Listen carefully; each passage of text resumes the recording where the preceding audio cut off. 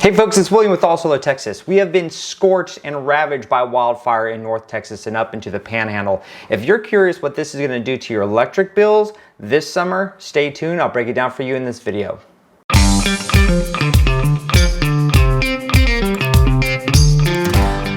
Alright folks, thanks for joining the channel, but before we dive in, please make sure to hit that subscribe button. That helps us out with YouTube and it helps get our content out there to more folks that are interested in going solar. If you're in Texas and if you're interested in going solar and you want to reach out to us and get a good, fair deal, please email us, call us, check out our website. We respond quickly and I can't wait to hear from you. Alright, so if you've been watching the news, you are well aware that North Texas has been devoured by wildfire. Over 1 million acres have been burned, thousands of head of cattle all across North Texas and up into the northern Panhandle region. Now, what does this all have to do with electricity and especially electricity bills? Well, as you start to take a look at the fire, most fires are normally caused by one of three things: lightning strike, electric utilities hitting a dry brush area and sparking and igniting a fire, or just human activity, humans starting a fire and it getting out of control.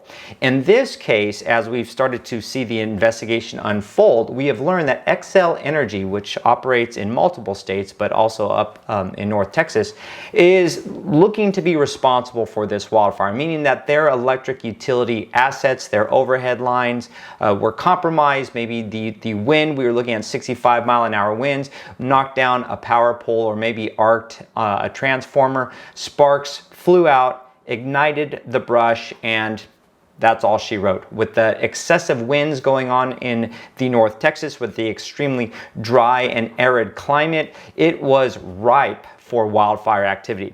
Now, this is not something new.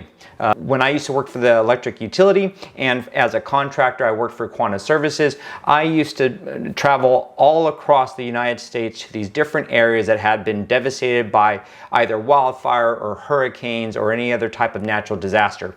Out in California, we saw this exact activity. I was part of the restoration for the Camp Fire. Now, if you recall, the Camp Fire back in 2019 was the largest and most devastating wildfire in California history up to that point. People were killed, and it happened up in Northern California where it was very dry. They also had severe winds that were coming in and driving this wildfire. That was sparked by the electric utilities equipment, Pacific Gas and Electric.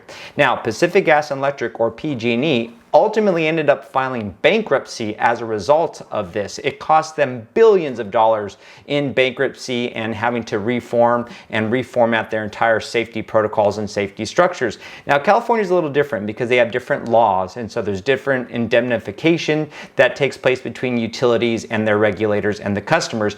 But the utility was directly found responsible for sparking that fire, and it wasn't the first time, and it's probably not going to be the last time, but they've done a lot of work to help mitigate their wildfire activity, as well as San Diego Gas and Electric and some of the other California-based electric utilities. Now, we haven't seen this so much in Texas until recently, with the onset of droughts, with arid and dry weather, with high winds coming across the northern part of Texas and the Panhandle, and now with aging and old equipment, we now see these types of fires occurring and starting and being devastating across all of Texas.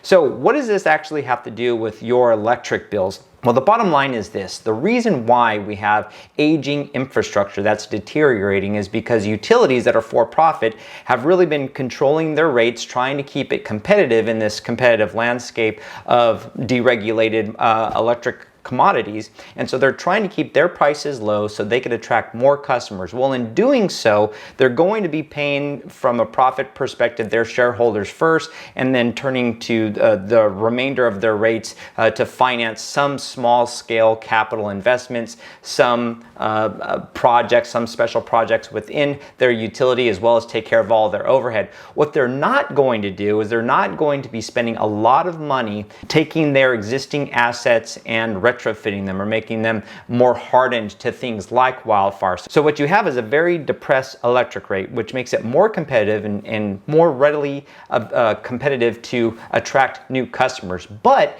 you don't have that large influx of capital, of dollars going back into the system to do the types of hardening and the reconstruction and the robust engineering required to make these facilities and these electric assets more safe and less vulnerable to things like high wind, hurricane, tornado. So what we have is a utility whose assets are essentially responsible, at least initially up to this point, for this extremely expensive and the largest wildfire that we've seen in Texas history. So you can bet that there are going to be penalties and fees and fines and lawsuits that come from this. And this utility, Xcel Energy, is going to be forced to pay out large sums of money out to pay these fines and to settle these lawsuits, which means they're going to be raising their rates. So if you're up in the North Texas area, and if you are part of the Xcel Energy infrastructure, you can definitely expect your rates to go up, as well as the cascading effect.